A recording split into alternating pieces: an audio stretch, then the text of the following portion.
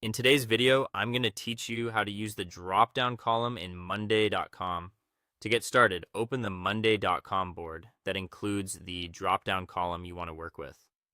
This column is useful when you need to organize information using one or more preset choices, and it works especially well for categorizing items in a clear, consistent way.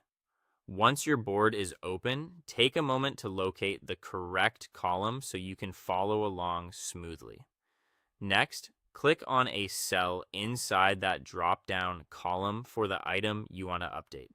When you select the cell, a list of available options will appear.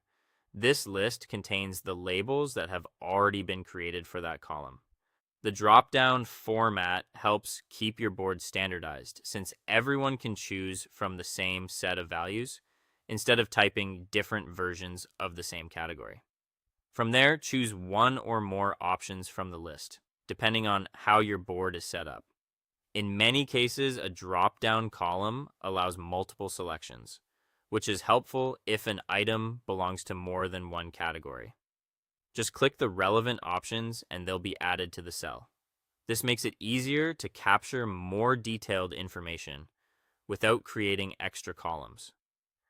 If the option you need doesn't already exist, you can add a new drop-down label right from the list.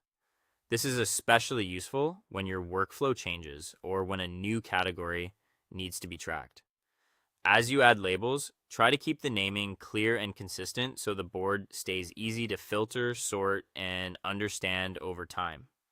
Once values are selected, use the drop-down entries to categorize your items. This is where the column becomes especially powerful. By assigning the right labels to each item, you create a structure that makes the board easier to manage, review, and report on.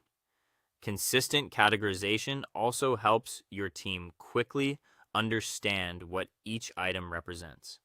After that, you can filter or group the board using the drop-down selections. Filtering lets you narrow the board to only the items with specific labels, which is great when you want to focus on a certain category. Grouping can help you visually organize the board based on those selections, making patterns and priorities easier to spot. Finally, make sure to update the drop-down values whenever the details of an item change. Keeping these selections current is important if you rely on them for tracking, filtering, or team visibility. A well-maintained drop-down column keeps your board accurate, organized, and much more useful in day-to-day work.